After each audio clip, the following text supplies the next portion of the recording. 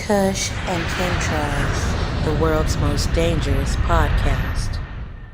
You remember a couple weeks ago, bro, that fucking you were talking about McDonald's, bro, and you're like, "Hey, man, you notice how all these McDonald's and different things are looking the same?" I know. I wish we would have shared the picture on the pod for the people because it was crazy. Right after I said it, somebody posted a meme, and I was like, "Bro, this is so crazy how tapped in we are, bro." Because I didn't see that meme when I just randomly made that thought. I just happened to actually see a McDonald's and was like, "What the fuck happened to old McDonald's?" You know what I mean?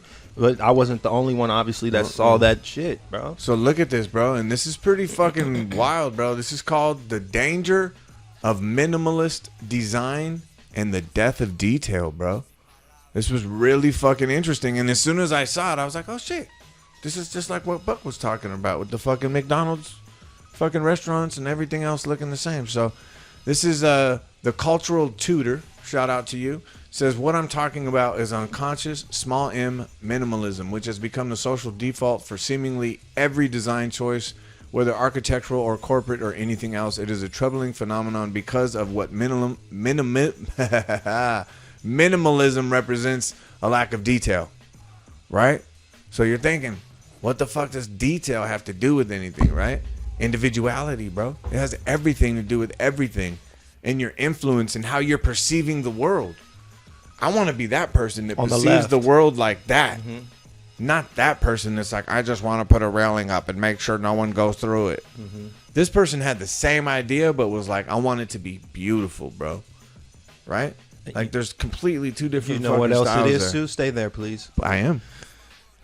What if you slap my hand with me?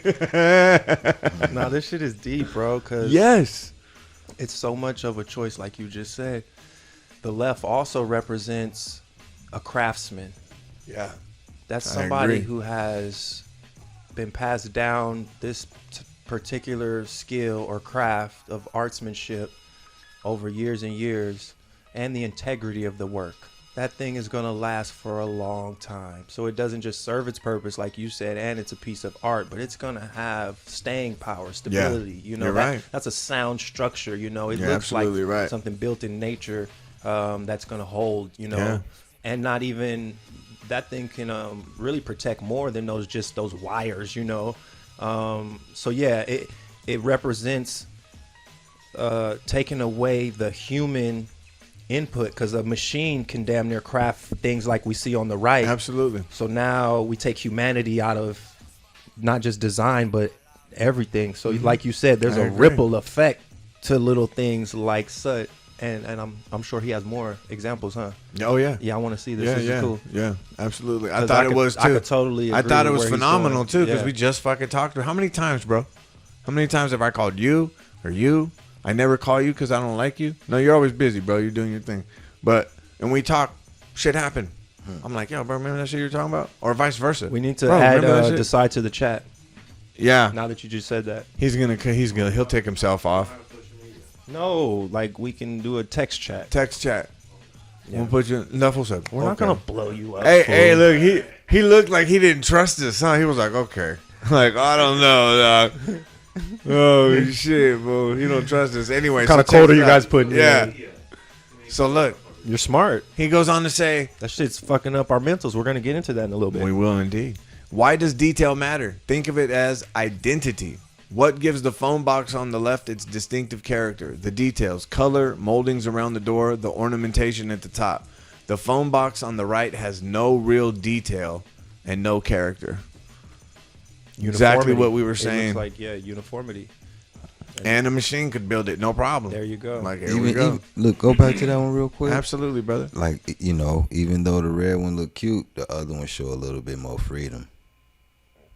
Because it's not closed off? Mm-hmm. You got a choice. The other one, the other one look like, nigga, you in here. That's it. You're done. Red alert. I think that the is one a on the person right looks like a robot that's about to walk away after you talk. So he goes on and he says, I'm not necessarily talking about beauty here. I'm talking about things having some discernible qualities and characteristics. The baller, that's what he calls this poll. On the left is hardly, quote, beautiful, but it does have some character. The one on the right, it exists. That's all. True. Going down, he then adds even benches. have been minimalized. Look at this. And they're not comfortable either. At all. And you know what's Metal whack? ass shit. Is they put those bars now so homeless people can't lay on them. Dang. Have That's you what seen that's that? for? Yeah. I didn't even put that two Yeah. and two together. So homeless people you can't lay down. on them. Yeah. And doorbells as well. You would remember the one on the left. It adds charm and character. The one on the right, you wouldn't even notice it. No lie, I install some of those. So when someone has a doorbell that has character like that, I'll tell them to get a battery-powered doorbell camera so they don't have to take away the character of their existing doorbell. Because some of those that you see on people's homes, you can't buy it again, bro. Yeah. It's a one of one damn near at this point. Absolutely. Because it was bought in a time where it's irreplaceable now, you know. A lot of so the on stuff, those the classic windows, homes, bro, the heck doors, yeah, absolutely. I don't dare touch that.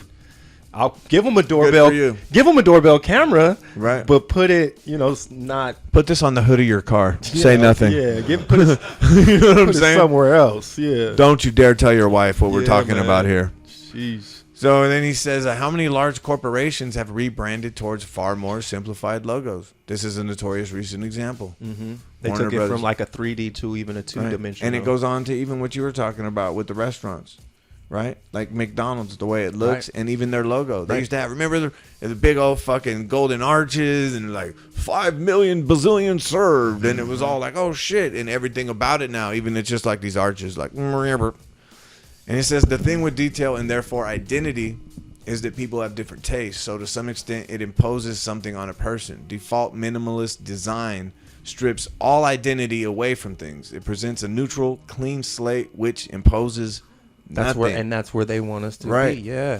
So it's not really so much about offensive, right? Because that's what they're disguising. Everything is brought to you under the guise of people's feelings, right? Especially on the left, right? Mm-hmm. They tug at your heartstrings with all these different agendas and whatnot.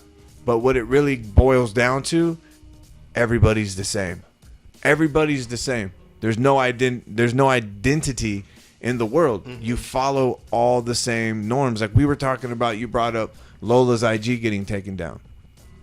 So what I've been saying is, look how much that we fucking have changed our speech. I've changed my speech so much on this podcast and all across social media over the last 2 years to not get taken down, that I now in public will say Maxine and other things like fried fish, and I'm like, what the fuck am I talking about? Like, I don't have to keep doing that. But that's an example of how it leaks over into The real reality. world, yes. So now by her account getting taken down, she's getting it back up, thank God. But now she's never going to cuss or say anything remotely close to anything again. That's going to eventually possibly leak over into her reality, right? And I think that's what they're banking on is, man, people are so into social media. They live their lives almost exclusively through it. A lot of people that will now transfer, even when they put the phone down, whatever happens here will now be in reality as well. You won't even be able to distinguish the two. And they've already intertwined. Here's a thought to grow on what you just said that hit me when I was driving here, though. Trip on this, though. Like, as good as algorithms can get, because every day, even right now, they're collecting data. Yeah. Somebody just liked a video right now. Somebody is listening to a playlist and they didn't skip the song. Because when you skip the song, you tell the algorithm something, too. You say, algorithm, you didn't do good. You know what I mean? Right. Especially if you skip it quickly. They're like, oh, shit. I really fucked up. Right. Never play that one again for him. You know what I Exactly. mean? And they want your feedback too, because you'll get certain videos and then you have the option to be like, never play this again. You know what I mean? So you tell algorithm like, nah, you was wrong, algorithm. I don't want that on my timeline. Imagine the other algorithms that hate on him when he comes back. You fucked up everything, bro. You fucking ruined it. You lost dude. his trust, huh? What the fuck are you doing? See, and that's my point I'm making is no matter how much data they consume, they can get really close to a human experience, but they will never master it, bro, because we're so random, bro. Yeah. We like different things for different reasons. And we all are very, very similar, but we all are very, very different. And we do it on purpose sometimes. We might not like it just because you guys like it. Fuck it, I don't like it just because they're all fucking going crazy over it, so I don't fucking like it. You know what I mean? We don't have good reason most of the time why we do what we do is what I'm saying. So no computer, I don't think, can ever fucking capture who we are. Now what they can do is sheep herd us, like you're saying, right? And you know, put us in different categories and then try to do the best they can to feed us what they think we want. Because most of the time we can all say they do a pretty good job. Like if you're watching YouTube, they kind of feed you shit that you really are maybe possibly interested in. You know what I mean? So they do a good job of categorizing, but I don't think any AI or none of these machine learning things can ever represent, like, you know, what it is to be a human. So they'll never recapture that, bro. And maybe they're not trying to. Maybe they're just trying to do a synthetic version of. Who sent you? That's what they seem to be doing, is a synthetic version of everything. So maybe they know they can never make a human, but they're going to make as close to a human as possible. You know what I mean? Yeah, they're doing pretty damn close. The ultimate goal. They're getting pretty close. It's strange, though. Ron looks like he is real. I thought that was a real person, but it turns out no. My friend of 20 years is a fucking cyborg. Kush and Chemtrails, the world's most dangerous podcast.